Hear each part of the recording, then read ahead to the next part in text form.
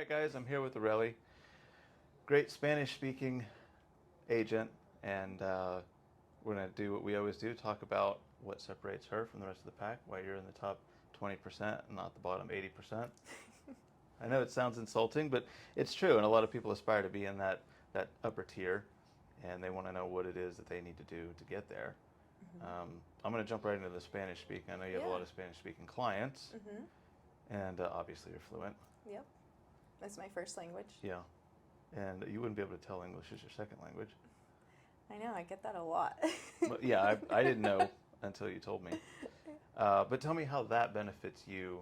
I mean, we're here in Dallas, Texas, so obviously. Well, you know, my parents are, obviously they're from Mexico, but it benefits me because I'm able to communicate and connect with those buyers. And any, I mean, even if it's a seller, I'm thinking about selling my house. I mean, anybody that just has questions on anything that it comes to real estate, I can actually communicate very well with them.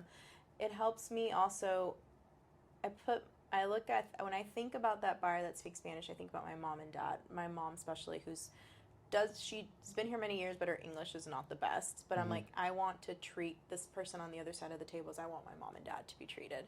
And just being honest with them. Because I do feel that being a Spanish speaker, and there are people that do speak Spanish, they take advantage of other people. And yes, you see those you see it get a loan, lot. the get a loan signs, written in Spanish, clear as day, and then I know some guys that have walked into those places and they tell me, it's really unfortunate. It's a racket. I mean, it's really unfortunate. I mean, first it's like some people have a social security number, some people are I-10. I mean, everyone's situation's different, right? But people who, like, let's say they come here and like, I want to buy a house. Someone says, I'm going to sell you a house. You just got to do this, give me all this money and blah, blah, blah. Then they find out that their name is not even on the title of the home. Happened to one of my aunts, where she thought she was purchasing and come to find out it was all a rental. It was like a rent-to-own thing. But she had to get the house. But they set it up so that she'll never pay it off. There's no way. There's no way. The interest rate's so high and all that stuff. So there are still some programs now that do offer that. And hey, everyone's different. Me personally, I don't believe in it. I don't think it's fair. I don't push that program, but I tell the person, if this is what you want, there's this option. But I personally don't believe in it. It's just being honest. I think we have to be honest and transparent, not to do something to them that you wouldn't want done unto you. The communication. It's a huge communication thing. Breaking down, I mean, a lot of people don't use emails. Right. A lot of Spanish speakers, my Spanish speaking clients, don't use emails. I know. And don't even text. You know, so I have one client that I have to meet him for everything that we do, and we sign paper, and it's old school. But it's, you know, he tells me, he goes, I can't thank you enough for doing this, for meeting me. I'm like, this is my job. I want to help you achieve this and all that stuff. So would you call that a niche in the market that you've discovered that perhaps someone else hasn't? I mean, I feel that there's a lot of Spanish agents that do, that do help. I mean, I wish I could put more reels out there that I'm in Spanish or speak in Spanish, but it's just, a lot of my Spanish people aren't on social media as much because I have a lot of older clients. I mean, my mom is barely on TikTok and she scrolls recipes, you know, but it's like not a lot of clients that I have, like, they're not social media people. It's a lot of older families, and they're all referrals, which is what I'm really thankful for. When you get the referrals, you know you're doing a good job. I always found that in my construction business that it was almost exclusively referral based after the first few years, and it let me know that the work we were doing, people liked it enough to tell all their friends. Yeah. And then I didn't advertise after that. And I know a lot of agents are the same way. At a certain point, they don't have to advertise because everyone goes, call this person. Areli took care of me. Yeah, call this person. So that's a little, with me, Spanish being my first language, it's a plus. And honestly, even what I did before, I was a banker before. So I had all my clients who, they would come into the bank and they're like, I need to open a checking account or whatever. And they're like, oh, do you speak Spanish? So it's like I was able to educate them through a lot of stuff, and they are still my clients now. And it was because Spanish, being a bilingual, really helped me. I'm so thankful that my parents, like, growing up, it was at home, you only speak Spanish, and when you go out, you speak English. You speak English, yeah. In the construction, I mean, it's predominantly Hispanic communities, and there's a couple guys that have been with me for a very long time, and that's exactly it. When they're on the job site, they're doing their best to speak English so that typically the homeowners who speak English, they can understand them, and they try their best. But, so you've had Emiliano, one of my inspectors, out to your job sites, or your inspections. Yes. And he tells me time and time again, it's kids are buying a house, parents show up, they want to see it, and the parents and the kids could translate what the inspector is saying if he's only an English-speaking inspector, but there are so many minute details and critical words Right. that they might not know right off the top how to translate, whereas Emiliano speaks Spanish as a home inspector. And so he can explain the drainage system and why it's failing in perfect Spanish to one of your clients. And he talks about that all the time. Yeah, I've had him, and he's been great. I have another agent friend that's had him, and she loves it because she doesn't have to do the translating. Right. You know, it's like they're able to communicate, so it's a big perk, definitely. And inspector language is a lot of components. Yeah, and it's like words that, even though it's my first language, there are some things I don't know. Right. There are some things I don't know how to translate from Spanish to English, so it's like, what? But if they know exactly off the back of their hand, like, it's easy for them. Right. You know, so it's a big perk, definitely. Now, I know you and I have talked about at great length, and you mentioned previous, treating people like your family. Every single top producing agent I talk to says the exact same thing. Relationship first, transaction second. Yeah. And when you follow that recipe, the transactions just come at you faster than you can deal with. Yeah, I think that's a big plus. When you rotate it, though, the transactions kind of start falling away because it's the largest purchase of 99% of the people you're going to deal with. It's the largest purchase of their life. I think for I'm really big on relationships. I mean, just big. It comes with, it's your birthday. I want to make sure I don't forget your birthday. I make sure to make you know, I remembered your birthday. I don't remember everyone's. Thank God we have systems that help us remember. But it's I want to make sure that I didn't just reach out to you whenever you need to buy a house. Hey, it's your birthday. It's the holidays. And I'm really consistent about that. And I feel like that's really helped my business. But that's just who I am naturally. You know, when it comes to the holidays, when it comes to whatever, I am all about that. And I want to let my clients know that. But I have met people who are just transactional. Hey, it works for them. It doesn't work for me. Right. You know, I have a list of year 1, this was all my sales. This was the month. This was this. Year 2, year 3. I know agents that don't even have that. And I'm just very I like to know those things because I can communicate to my clients. Hey, March, these were my past clients. So I think relationship is just so big rather than transaction. I don't want to be a transactional agent. It's just me. I could have maybe a lot more volume if that's all I did, but that's not who I am as a person.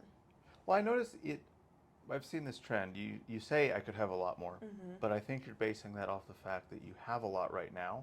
And if you started going a little bit more towards the evil money side, yeah, but it doesn't last. It doesn't last. No, it doesn't. You might have a year, 18 months of extreme. You'll have a high. But it starts to trick, because I've watched agents do that. And so a lot of them kind of start getting a little bit greedy. Yeah. And they climb up, and then 3 years down the road, I notice that they're back to knocking on doors, doing it old school, trying to earn back. When they could have just kept that,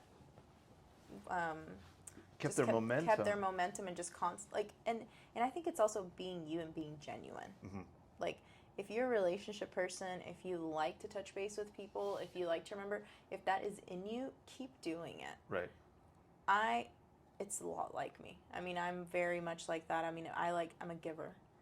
And one of the things, it's don't give to have something in return, but it's give. And I believe it's when you give what you put out there, it's going to come back eventually. I don't have to be pay it forward. For it. Yeah.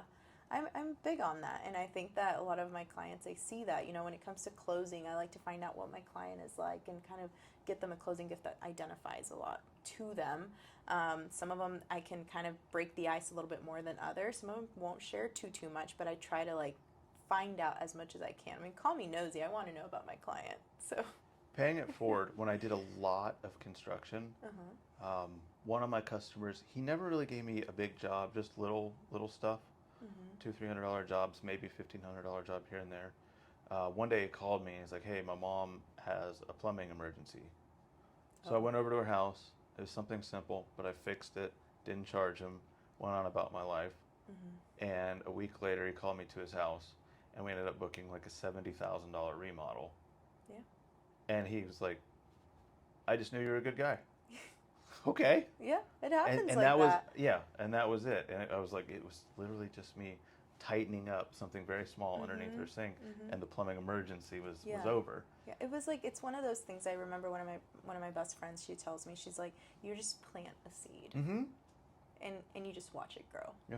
And it's just, my goal is I want to plant different seeds, you know, whether it's me selling you a house, whether it's you, whatever our real estate transaction, or it's even like, maybe I was able to encourage you in something. Like, I just plant that seed, and I know that something will come out of it. You know, and that's a lot of my clients. They've been that way. I've seen people from my banking days become my clients through weddings, through now. I mean, it's just plant a seed, but you have to be genuine. That's the biggest thing. I think that's genuine. probably what the number one trait.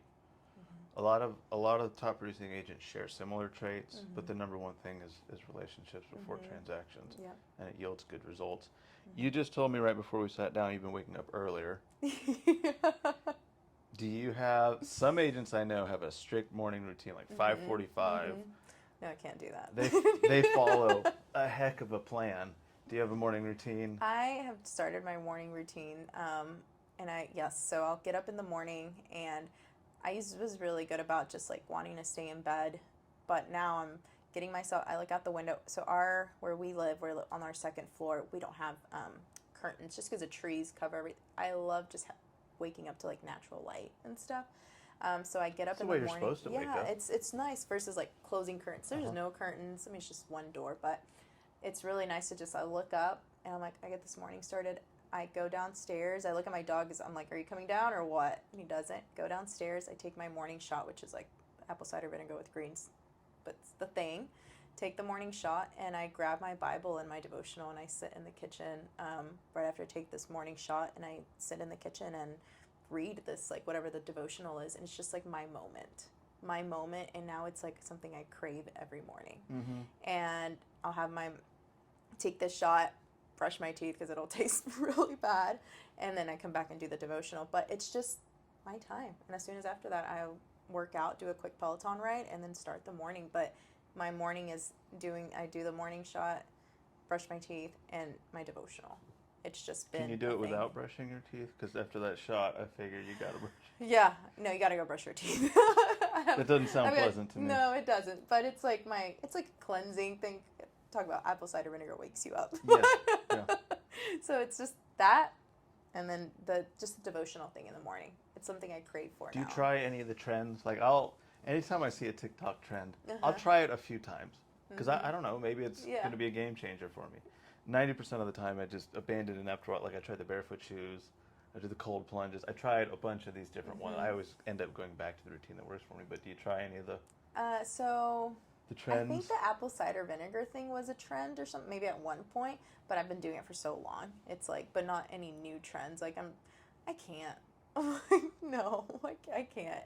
Maybe I did implement drinking a teaspoon of olive oil in the Olive morning. oil, yeah. Yeah, I heard that's really good. Actually, my doctor told me, like, you should do that in the morning. Olive oil is good for So you. I did implement that. So I have this little health thing that I do in the morning, and then the routine of, like, the devotional with reading the Bible. And then it just, the way the sun hits in the morning, sometimes it's great. It's, like, my time. But if my boyfriend wakes up during my time, I'm like, no. This is my time. I like my mornings. Yeah. It's like just my quiet time, opening the blinds to the living room, letting the sunlight in. I need this quiet, like 45 minutes to myself, and my phone's not ringing at that time. Past 8 o'clock, Oh yeah, buzzing. phone starts buzzing. Oh, yeah. So I've got to get this 45 minutes in, but that's been my morning routine. How do you deal with the fires? Because it's taken me a long time. Now I have staff. We have a slightly bigger business. And I kind of say, y'all get to be the firefighters now. I have to like breathe. I come from a family of owning businesses. My mom has her business. My mom and dad had a business with us growing up when we were younger. So I'm the oldest of 4 too. So it's like I kind of just had to learn to deal with it. I do have to take a moment and like breathe a little bit. But as soon as there's a problem, like, how do I fix this? What do I need to do? What needs to be done? But I've started to really get better about just like breathing in and like it's gonna get resolved somehow, but not just like freaking out. I do tend to do that. I'm human, but I have to just like breathe and like, okay, what can I do? What's your cutoff time in the evenings? I'm starting to get better about going to sleep by 10:30. No, I mean like, so when I was younger, I worked, and anytime someone would call me in construction, I'd answer 9:30 at night.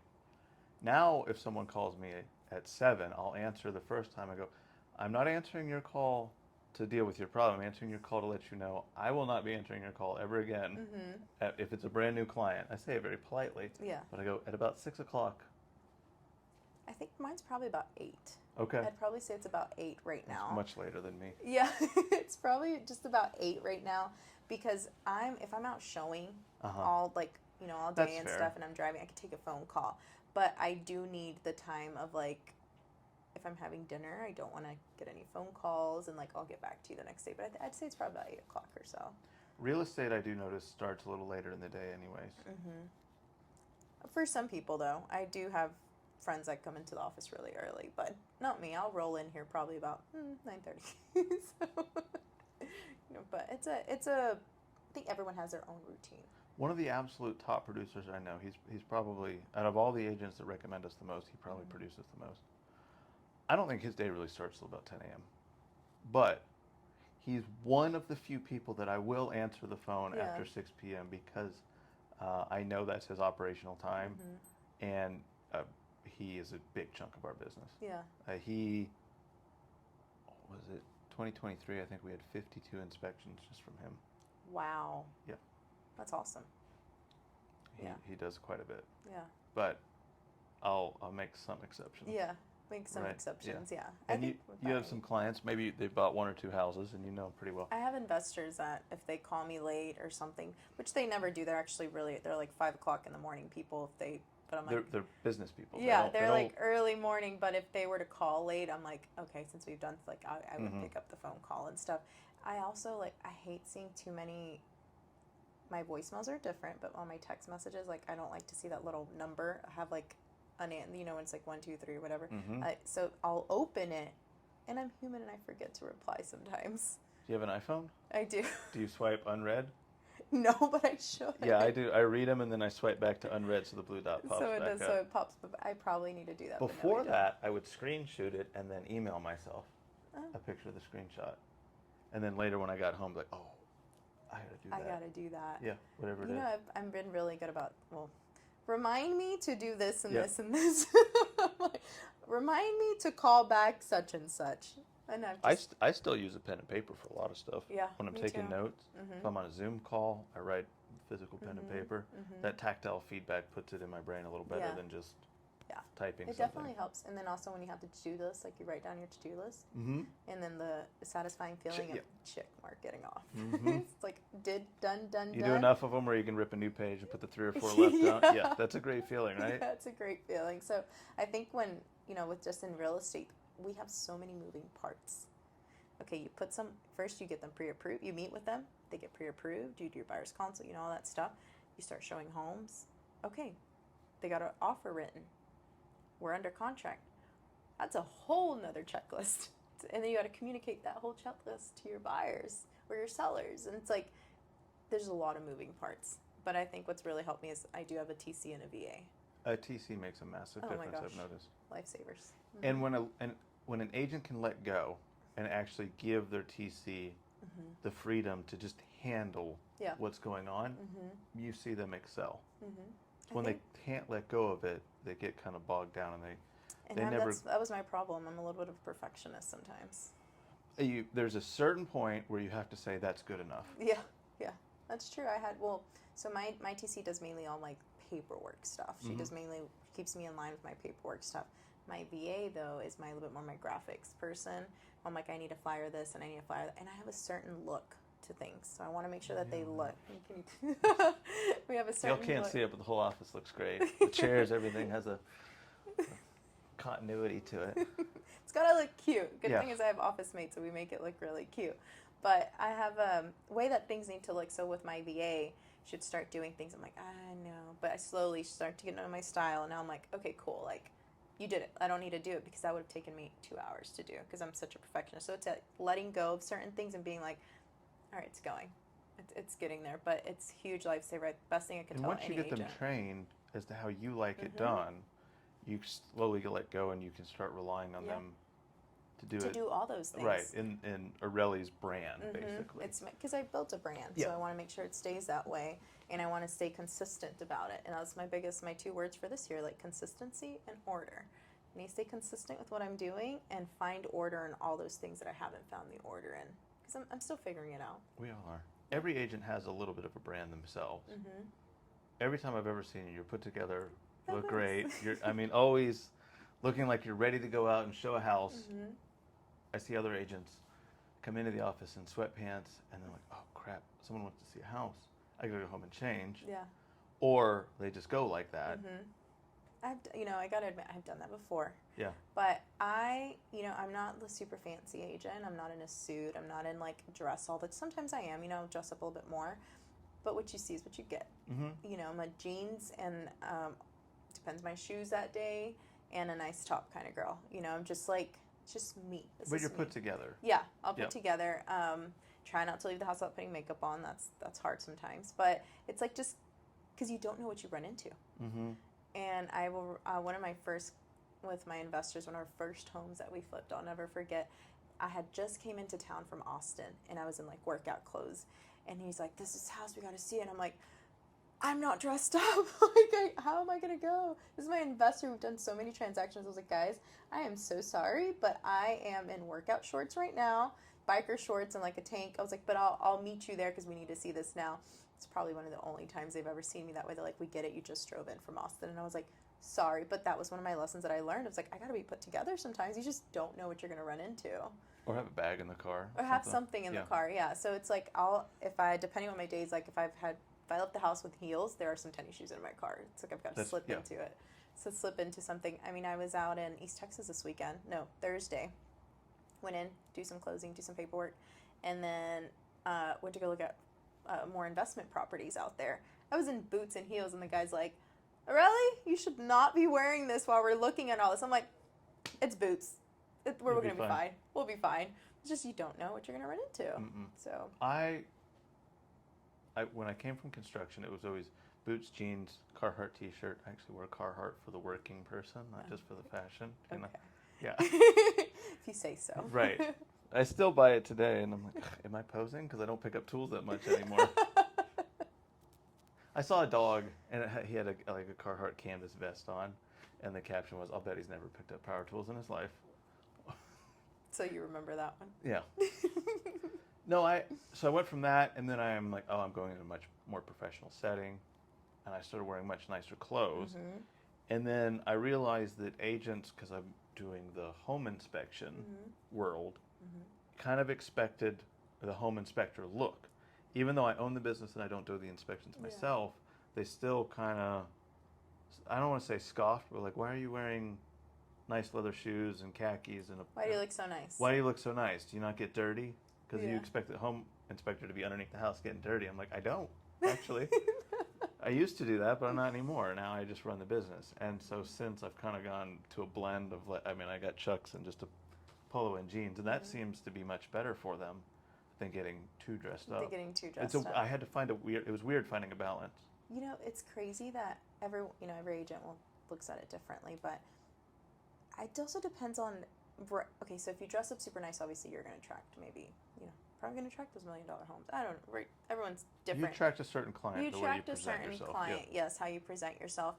I also have been where if I'm dressed like just me, I feel like it's more approachable sometimes. You're just a little bit more approachable versus I'm not pretending to be something that I'm not, Yes, I dress up, and yes, I'll throw on a dress, and stuff. But it's like I want to be approachable rather than like I'm a little too fancy. I'm not approachable. Everyone has a different clientele. For my clientele, I'm just me, and it works out just great. So I get it. Wardrobe, The cars are a big thing. I see a lot of agents, they'll get a little bit of success. They'll go buy a fancy car and a fancy watch. I see that so many times, over and over again. I've seen that a lot. That I one drive a cracks me up. Honda Civic. Perfect. I went from driving a Lexus, which I loved, but, gas was getting expensive. It was like $60, $70 every three days or something. Mm-hmm. And I'll never forget, my boyfriend's like, you should look into a Honda. And I'm like, what? Why am I going to drive a Honda? Like, I have a Lexus. What the heck? Yeah. And after thinking so much about it, I was like, okay, I gotta make a decision here. Sure enough, it was around the time there were no cars, so it was on the waiting list for a Honda Civic. I was like, okay, but it does have to have a sunroof. Okay. So I had some requirements that I had to have, and now I love my car. I think I just filled up the other day. On Thursday, I filled up for $28, and I'm still doing good, and I was coming from East Texas. So I don't get that good a gas mileage. That's impressive. yeah, it's pretty good. It's pretty good. So it was the best decision I made. So it's real. I mean, who doesn't want a fancy car? We all do. I mean, it's just for me right now. It works. It works. Yeah. And if I want the fancy car, I Well, grab my boyfriend's car. You also talked about investment properties, and if you have them and you want to continue to get door after door after door, you can't be spending your investment money on cars, No. watches, fancy stuff. Not me at the moment, right? Like where I am right now, no, like it's not gonna work. My mom. You have a few properties yourself. Yeah. I do. My mom, who's somebody I look up to so much, that woman rather buy vehicles for her business, box trucks and all that stuff, rather than have her car, her own car. She bought my cousin's old SUV, and that's what she drives. And I'm like, She doesn't care. She doesn't care. She's like, no, I'm putting it into my business. Mom also has investment properties. Yep. So it's just like everyone's different, but for me right now, we gotta like, I can't do the fancy because I've got some goals going, and I can't do that right now. Short-term sacrifice for a long-term gain. Yeah. For now. one day I'll have, but if I need a fancy car, I grab my boyfriend's car. There you go. Okay. He's got a Tesla. I could look fancy. Yeah. Drive that one. You know, you go into an $800 million home, something like that. Let me borrow the Tesla real Yeah. quick, and we'll take that one. But you know, even him getting that car was a smarter decision because he was spending so much on gas, and at that time it made sense. Right. So he just charges it every night and doesn't spend on gas anymore. But I do, but I drive because I drive so much. But it's the best decisions I did. Was the car? I drive a lot too. What do you drive? I have a Land Cruiser. It gets terrible fuel mileage. You drive a lot, and that's probably. Yeah, I drive. Last year I drove 40-something thousand miles. Whew. Yeah. All in DFW? Well, I mean, I go on road trips, of course, but it's 38,000 of them was What probably. year is your? I mean, like. It's an 05. It's old. Has Oh, 255,000 miles on it. Yeah. But it's still going. Oh yeah. Would you get a new car anytime soon? I was actually up in Oklahoma looking at a cheap used older car. I buy cars with like 150,000 miles on them. I'll put another 100,000 miles on them, and then get rid of them. I do it over and over. Yeah. But I just drive so much that it doesn't make any sense for me to buy a brand new car. I used to, and then I got tired of.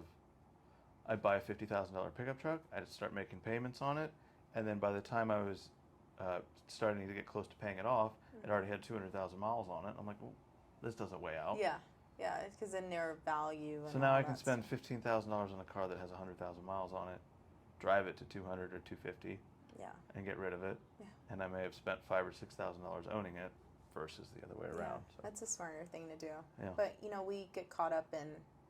Everyone's different, but it's like you want the fancy thing, but you just gotta have a like real talk. If you have some goals, can't do that one right now. I work on it, and there's a Lexus Toyota. The Land Cruiser was the same at this time period, and you can go online to the Park Place Lexus dealership, buy parts online, pick them up there, and it's significantly cheaper. And I do that when I need to work on the car. Yeah. But it's a Lexus dealer, so you have to walk through the showroom to the parts department. And you have that person that comes up to you like, "Are you looking for a new car? You think Right. you should get a Well, new usually car?" I'm covered in grease because I pulled parts off of it already, so they're not thinking I want to buy. Who's this guy in our showroom? But I walk by a new car and I'm like, Yeah. You know, you just kind of get that like, no, just keep walking. When keep I walking. had my Lexus and I take it in for the oil changes at Sewell, you know, they treat you amazing Oh, at yeah. Sewell, and they give you the cookie. I mean, it's just amazing. And then they give you the rental, and you're just like, oh, you know, I could do this. I could do this. And I'm The like, newer one? nope, No. They get you. They They get do. you quick. They do. So everyone wants to know the secrets. I always tell people there are no secrets. It's just There's no secrets. there's a few common traits, and just don't stop. Don't jump ship. Don't move around. Just if you found where Stay in one spot. if stay in your lane. If you know that this is the lane to get somewhere, just stay there. I see so many go around. But is there a secret? Do you have a secret? I don't have a secret. No secret sauce here. I think it's just I had to find out what I wanted, what I want the business to look like. I mean, that's always kind of changing. I want to do this and I want to do that. But I think it's just being consistent. Like, you just have to stay consistent. For me, coming into this office where I'm at right now, I'm happy here. This is where I found home. And I've plugged in with like as much as I can, what I can handle, right? Because it's easy to like plug into too many things and then you can't handle them on.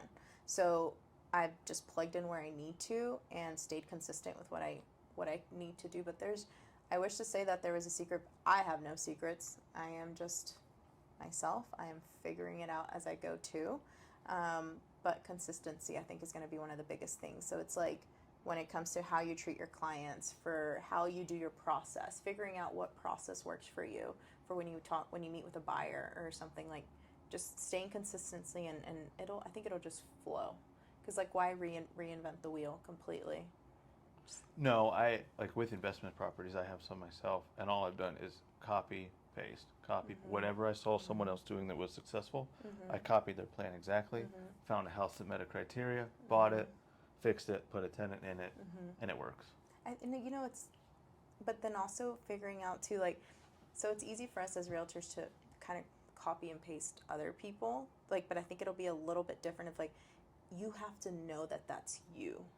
Like, it has to make sense. Like, that process needs to be your kind of process, because if that's not you, then it's not going to work out too well. Well, it all fits the brand. Yeah, your it needs own to brand. fit your own brand, your own thing on what you're doing. But I definitely feel that you've got to figure it out, because we scroll on it. We're all like, we scroll on reels and we're like, oh, that's a cool reel, I want to do that one.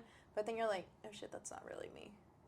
Right. So it's like finding one that you could do. I've just posted a reel this morning, and I was thinking about this for like a few days. I put some thought into them. I probably overthink them. And it was one of like, we focus on realtors, we focus a lot on interest rates. Interest rates are this, buy a house now. Or like, you need to do this, buy a house, interest rates. Sometimes your buyer does not care what the interest rate is. Like, they just got married. They just got engaged. They just had a baby. Life is happening. They're going to buy a house.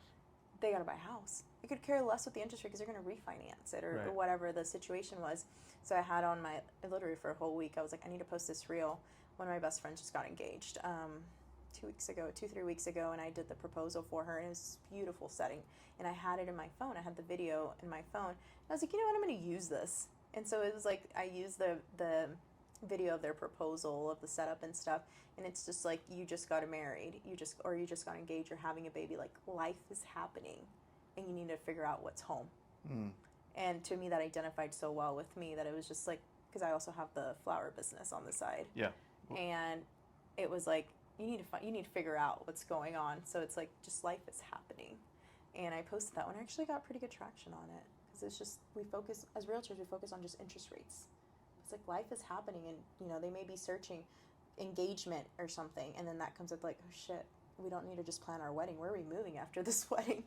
So it's just figuring out what's something that identifies with you. Do you get clients from your floral business? You do? I do. A lot of my clients that were from the banking, who became brides, and it's just, I put it out there like, I'm a realtor too. I have two sources of income. My businesses feed each other, obviously. Yeah. They go hand in hand. We're looking at problems in houses and then fixing houses and remodeling houses. Yeah. But mine are two different things. Very different. I have the wedding design company that I have with my best friend, design, floral. I say like all things pretty flowers. And then I've got like houses. But they do go hand in hand. They can, yeah. So it's like, sometimes, they're going through that wedding, that life change. It's like, oh crap, I gotta find a realtor now. And then it's just like, or the other way around. Yeah, or they know somebody. Oh, hey, my friend is getting married. Yeah. Or a realtor that needs something. So like, on our signature email of that business, it's like, looking for a realtor, and it's like links to my stuff on there. Just putting it out there. You got to. Everybody like, don't forget. So yeah. All right. We'll kind of wrap it up, but in that, we get agents that look at this trying to find the magic sauce. Do you have a recommendation for a 6-month-old agent that just can't quite plug in, get to surround yourself with the people that you want to be like, and just learn from them? I'm sure there's this quote in English, but in Spanish it's like, dime con quien te juntas y te diré quién eres. And it's like, tell me who you hang out with, and I'll tell you who you are. So it's like surrounding yourself by those people and like just learning. You're the average of the top 5 influences in your life. Yeah. Yeah. And then another quote in Spanish, and it's like el interés tiene pies, which is like interest has, sounds really bad in English, but it's like interest has feet. So it's like if it's something that interests you, you're gonna walk towards it. Like you're gonna look for it. Yeah, that makes sense. And in Spanish it rhymes really good, but it's like not in English, but it's like if it's something you're really interested in, if it's in real estate and this is really what you want to do, and you're not just doing it because a commission check can be $15,000 one time. That commission check may not come 2-3 weeks, 2-3-4 months from now again. But if it really interests you and it's really something that you want, you're going to like figure out how to consistently do it. Agreed. Because a lot of realtors get in the business who like are just doing it for the check. Little side gig. But it's not a side gig. It's not a side gig. I mean, you're selling someone something so big. And another thing, I forgot to kind of put this in earlier, was like, not all realtors own homes. That's true. So it's like, know what your is your realtor, do they actually have the experience of owning a home? Because that's so different than just selling. I used to say that I like, it's easy, just tear down this wall, you do this, you do that. Not until we remodeled our home. Now it's not easy to tear down a wall. It's not easy to tear down a wall. It's like, what's the wiring behind all this and all that? So it's like, you don't know that until you've physically been in it and you can actually like tell your clients what to expect. So know what your realtor, like anybody who's a buyer, and you're just know what you're selling to. I think as a realtor, know what you're selling, know your product.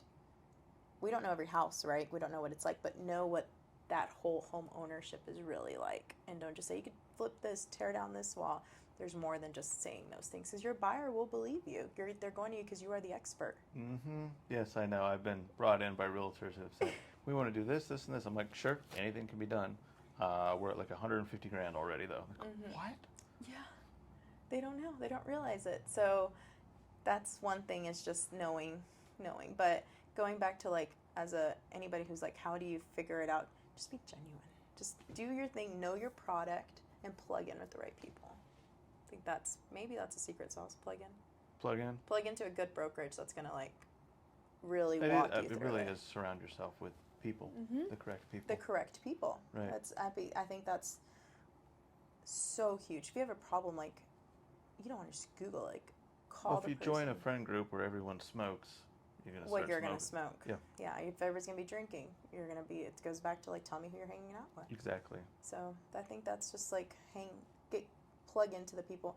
And there's so many realtors, like, I think we're all there to help each other, but you do have some realtors that don't share their tips. Everyone's different. I believe in sharing, like, let me help you out. This is what worked for me. Might not work for you, but it worked for me. And hey, take those little nuggets from everywhere and then do your own stuff. Yeah. I like it. Cool. Always a pleasure chatting with you. Always a pleasure. Guys, if you would like Areli's information, we're going to put everything down in the description. Phone number. We'll put some of your social media. Probably your floral business too. My floral business too. Yeah. Follow us. There you go. Thanks, guys. See you in the next one.